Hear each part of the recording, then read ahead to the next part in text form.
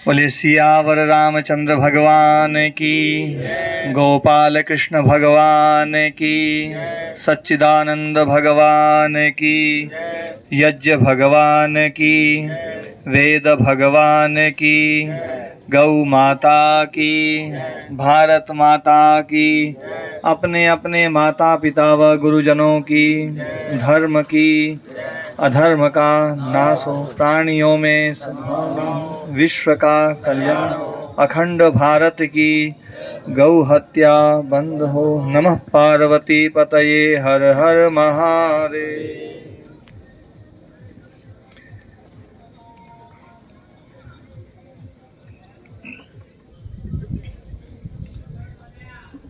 आज इस मंगलमय दिन पर आप सब लोग यहाँ पर उपस्थित हुए हैं, सब आशीर्वाद देने के लिए। हमारे भाई रामकरण जी और ललिता जी और इनके पूरे परिवार को अपने अपने शुभाशीष देने के लिए यहाँ पर आप सब लोग पधारे हैं। और वैसे तो मैं गृह प्रवेश संस्कार आदि में बहुत कम क्या नहीं के बराबर ही जाता हूँ।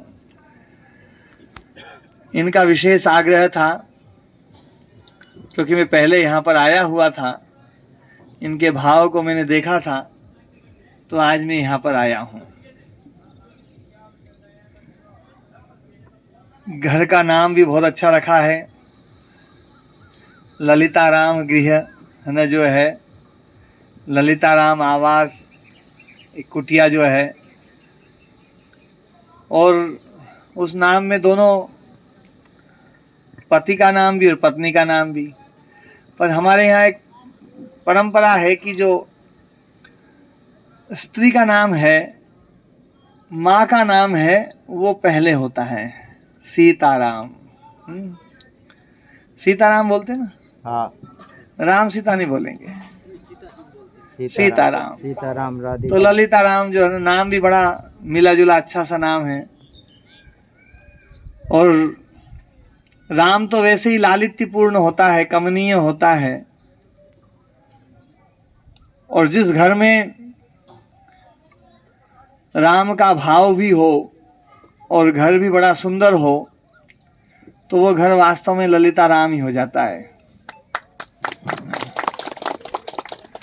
ललिता शब्द पहले कोई भी साहित्यकार साहित्य बनाते थे तो वे देखते थे कि इसमें लालित्य है या नहीं है। हाँ। तो राम जी ने भी सोचा भैया कि घर बना रहे हैं तो इसमें भी लालित्य होना चाहिए जी। तो इन्होंने उस घर को भी बहुत सुंदर बनाया है। वास्तव में जो है ना, इस घर में केवल ललिता का नाम ही नाम नहीं है, वास्तव में वो गुण भी है। घर जो है बहुत अच्छी तरीके से, व्यवस्थित तरीके से, बहुत सुव्यवस्थित और बहुत अच्छा नक्शे से घर बनाया है। पर एक बात मैं और फिर से बोल रहा हूं जो सबके लिए है, घर क्या है? शास्त्रकारों ने पूछा एक प्रश्न कि गृह किसको बोलते हैं? तो शास्त्रकार बोलते हैं, महर्षि चाणक्य बोलते हैं, बोले गृहम गृहम नोच्यते गृहिणी गृहम उच्यते। घर घर नहीं है, गृहिणी ही घर है। इसलिए प्राचीन काल से जो है ना, घरवाली को जो है ना, पत्नी को घरवाली बोलते हैं, हैं? हाँ। पत्नी को क्या बोलते हैं? घरवाली, गृहिणी।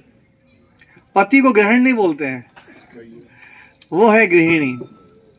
क्योंकि घर वास्तव में उसी से चलता है।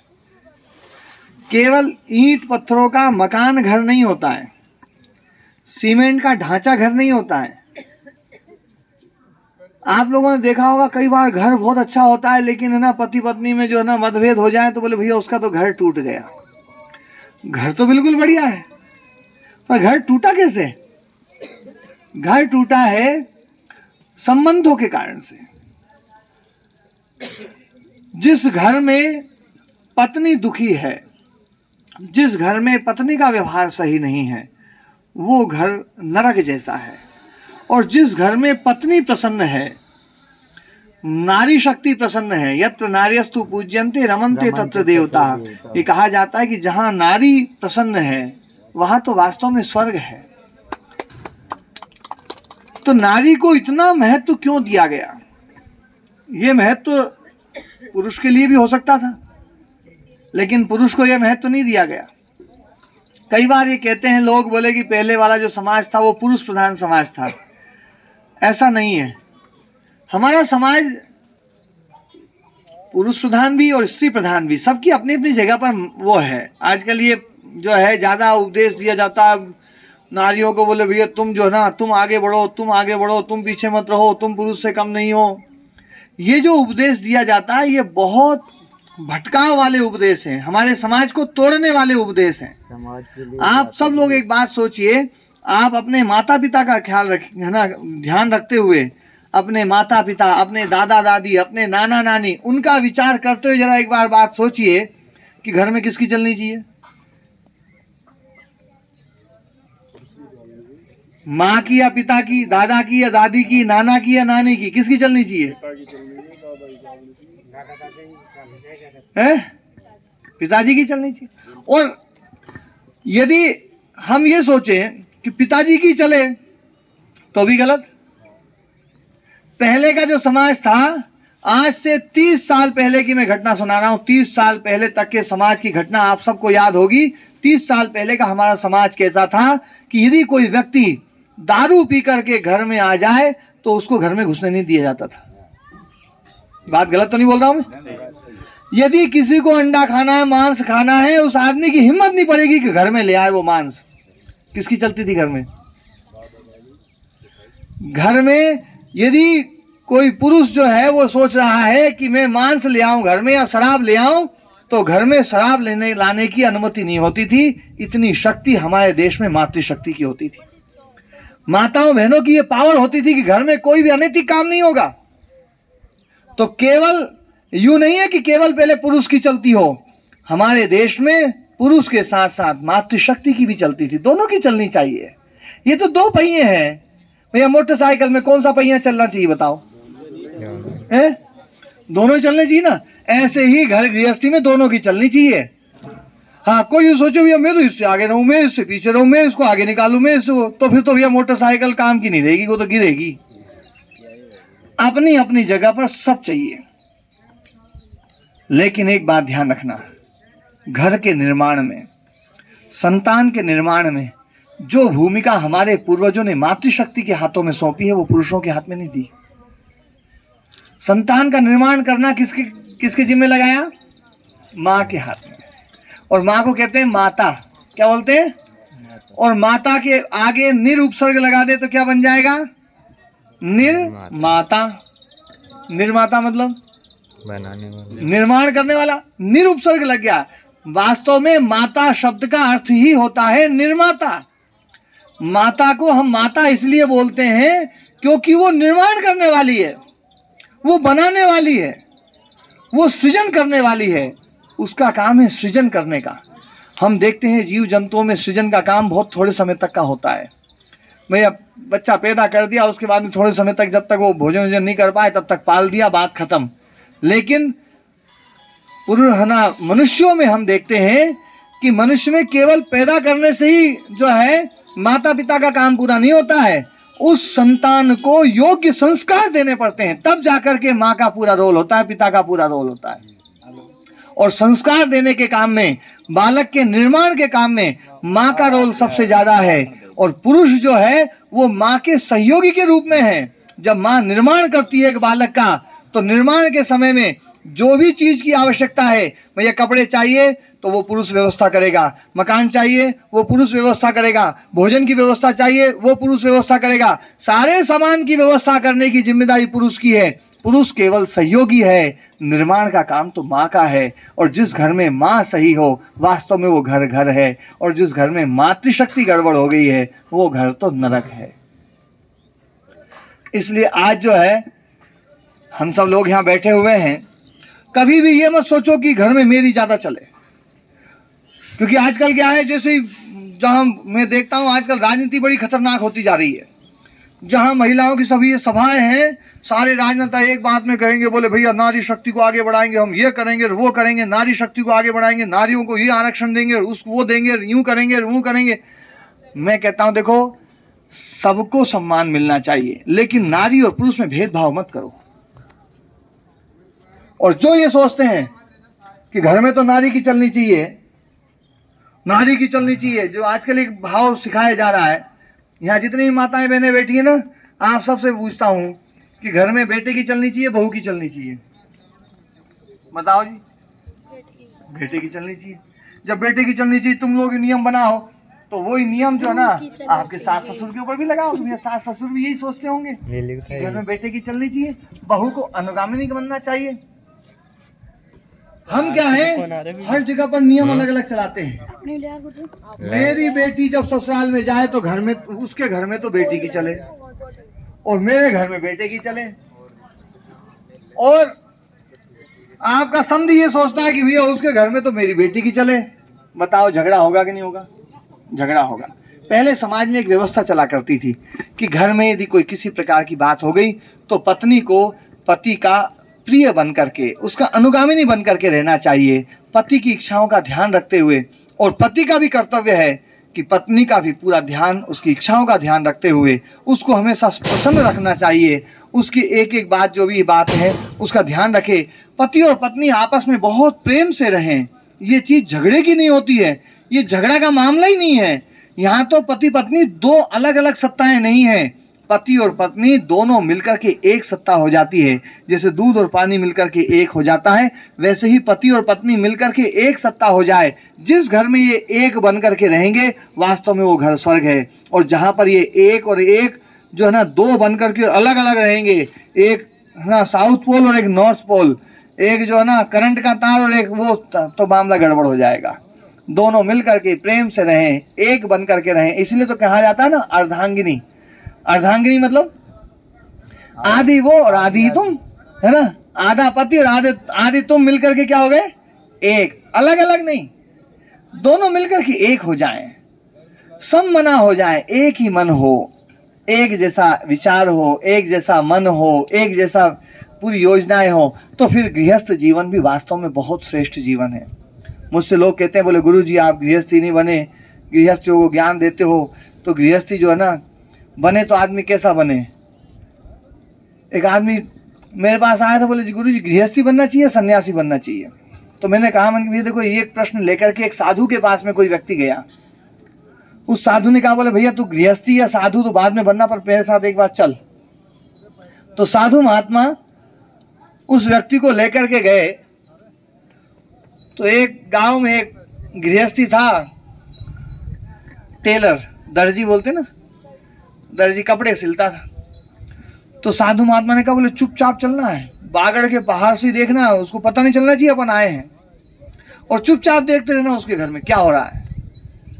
उस युवक को साधु महाराज लेकर के गए और बिल्कुल ना बागड़ के बाहर बिठा दिया और बहुत आराम से बैठ गए, बोले देखते रहो। वो व्यक्ति जो है दर्जी था, वो कपड़े सिल रहा था, सिलते सिलते अचानक उसकी जो ना उसकी कोई सुई गिरी। उसने आवाज दी, बोले जी सुनती हो, है ना, जो है ना दीपक लेकर के आना, जो है मेरी सुई गिर गई। और जब दिन का समय सुई गिरी हुई है, वो महात्मा को और युवक को दूर से दिख रही है कि सुई नीचे गिरी हुई है, पर वो दर्जी को दिखाई नहीं दे रही है। दर्जी ने कहा, बोले दीपक लाना, मेरी सुई गिर गई। पत्नी आई दीपक लेकर के और दीपक दिया। पतिदेव ने वो दीपक लिया हाथ में और नीचे झुक करके और थोड़ी देर यूं दीपक घुमाया, अरे मिल गई मिल गई मिल गई, ले जा ले जा। वो जो है पत्नी अंदर दीपक ले गई, पतिदेव फिर काम करने लग गए। साधु महात्मा ने उस युवक को उठाया, बोले चल, बोले देख गृहस्थी हो तो ऐसी हो, ऐसा नहीं होना चाहिए कि एक ने कहा दूसरे को, बोले तेरी आंख फूट गई क्या, सूरज इतना होगा हुआ है, इतना उजाला है, तो सुई देखो वहां पड़ी है और फिर भी तू ना दीपक मंगा रहा है। आदमी जो है ना बिना मतलब के झगड़े में ज्यादा पड़ता है। सही है महाराज। तो ऐसे झगड़े यदि करना हो तो बोले गृहस्थी मत बनना। हाँ झगड़ा रोक सको तो गृहस्थी बनो। तो बोले महाराज फिर साधु कैसे बने? बोले चलो साधु बनने के वो भी दिखाते हैं। तो महाराज उस युवक को एक पहाड़ी पे लेके गए। पहाड़ी पे एक महाराज बैठे थे, कोई उम्र होगी उनकी जो है ना 77-78 साल की। अब वो साधु को देखने के लिए दोनों गए, बातचीत करी, बातचीत करके उस पहाड़ी से जब नीचे उतरे, नीचे जब उतर गए तो वो जो महात्मा था जो लेकर के गया था युवक को, उन्होंने जोर से कहा, बोले महाराज, बोले तुम्हारी उम्र कितनी हुई, कितनी हो गई तुम्हारी उम्र, जोर से चिल्ला के बोले। अब नीचे खड़े हैं पहाड़ी से, और वो महाराज जो बूढ़े महाराज है वो पहाड़ी के ऊपर हैं। उन्होंने सुना बोले कि जो है ना वो जो महाराज जी आए थे, बोले आयु पूछ रहे हैं, तो उन्होंने वही से चिल्ला कहा, बोले भैया मेरी उम्र जो है ना 77 साल है। अब सुनाई भी दे रहा है नीचे तक, लेकिन फिर भी वो महाराज ने कहा, बोले महाराज सुनाई नहीं दिया, कितनी बताई? तो महाराज ने और जोर लगाई, बोले 77 साल। बोले अभी भी सुनाई नहीं दिया, बोले 77 साल। बोले महाराज सुनाई नहीं दिया। महाराज ने कहा, बोले बेटा कोई बात नहीं है ना, मेरे गला जो है ना इतना ही है, मैं नीचे आके बताता हूँ। वो महाराज जो है पहाड़ी से नीचे उतरे, नीचे उतर के कहा, बोले जी मेरी उम्र 77 साल है। 77 साल बता करके महाराज वापस गए। आधी दूर पहुंचे होंगे, वो महाराज ने फिर कहा, बोले महाराज वो उम्र कितनी बताई थी, मैं तो भूल गया। महाराज ने कहा, बोले बेटा, बोले ना जो है मेरे से फिर बोलूंगा सुनाई नहीं देगा, मैं फिर नीचे आता हूँ। वो फिर नीचे आए और फिर बताया, बोले मेरी उम्र 77 साल है, और बोले फिर भूल जाओ तो फिर बुला लेना, मैं तो फिर आ जाऊंगा। वो महाराज चले गए। तो वो महाराज ने कहा उस युवक को, बोले देखो साधु बनना कैसे बनना, कि आदमी गुस्सा ना करे, क्रोध ना करे। हमें बात बात में क्रोध आता है, बात बात में ईर्ष्या होती है, बात बात में राग द्वेष आता है, दूसरे के सुख हमसे देखे नहीं जाते हैं। दूसरा सुखी हो रहा है तो हमें बड़ी जलन होती है, बड़ी परेशानी होती है। दूसरा परेशान होता है तो बड़ा मजा आता है, आह अब आया सही मजा। तो देखो अब ज्यादा ही बन रहा था। बोले ऐसा जो है ना, ये भाव जब हमारे भीतर हो, बताओ हम सुखी रह सकते हैं क्या? आज समाज में लोग जो दुखी है ना, वो इन्हीं कारणों से है। उनको कोई यूज थोड़ी दुख दे रखा है भगवान ने, बिना मतलब के कोई दुखी है ही नहीं वास्तव में। पहले तो थोड़े बहुत दुख होते थे ज्यादा ना, आजकल तो सबके पास हर व्यवस्था है। पहले यहाँ से कोटपुतली जाना होता था, पैदल जाते थे कि नहीं जाते थे? अब जो है ना, किसको बताओ जरा, पिछले जो ना 1 महीने कोई यहाँ से 1 महीने में कोई कोटपुतली पैदल गया हो तो यहाँ बैठे कोई भी एक भी आदमी पैदल नहीं गया हो। 1 महीने का 1 साल में कोई पैदल नहीं गया हो। 1 किलोमीटर मतलब देखो, दुख तो बिल्कुल ही खत्म कर दिए। लेकिन फिर भी पहले के लोग ज्यादा सुखी थे, आज तुम दुखी ज्यादा हो। क्यों दुखी हो? दूसरे के सुख नहीं देखे जा रहे हैं, दूसरे के सुख में हम ज्यादा दुखी हो रहे हैं। तो इसलिए थोड़ा सा इन चीजों पर ध्यान दें। हम अपने जीवन कैसे शांत रह सकता है, अपना जीवन कैसे सुखमय रह सकता है, अपना परिवार कैसे अच्छे से रह सकता है। अपने घर में जो भी देवियां हैं, वास्तव में वो देवी स्वरूपा हैं, उनको अच्छे से बढ़िया तरीके से खूब है ना उनका सम्मान करो। घर में जो बेटियां हैं उनको अच्छे संस्कार दो कि वो जिस घर में जाए आपके कुल की और उस कुल की, दोनों के कुल की गरिमा की रक्षा करे, सब गृहस्थ जीवन अच्छे से बीते। बस मेरा यही आशीर्वाद आप सबके लिए है। और हमारे रामकरण जी, ललिता जी और इनका पूरा परिवार, और वैसे तो इनका परिवार अब बहुत बड़ा हो गया है पूरी गुरुकुल में, जो ये जो गुरु कृपा स्कूल में, हाँ गुरु शिखर स्कूल में जितने भी बच्चे हैं उन सब बच्चों को वो अपने बच्चे ही समझ करके पालते हैं। तो वो सब बच्चे जो है, इतना बड़ा परिवार है, भगवान सब पूरे स्कूल के सभी बच्चों के लिए उनका जीवन भी यशस्वी हो, इनके बच्चों का जीवन यशस्वी हो, इनका जीवन यशस्वी हो। बस यही आशीर्वाद इस पूरे परिवार के लिए और आप सबके लिए मेरा यही आशीर्वाद है। भगवान से यही प्रार्थना करता हूँ, आप सबको खूब समर्थ बनाए, खूब शक्तिशाली बनाए, खूब आनंद में रखे, आपके दुख दूर हो और दुखों को दूर करने के लिए आप प्रयास करें। आपका जीवन शांत हो, निर्मल हो, पवित्र हो। ओम शांति शांति। बोलो सतगुरुदेव।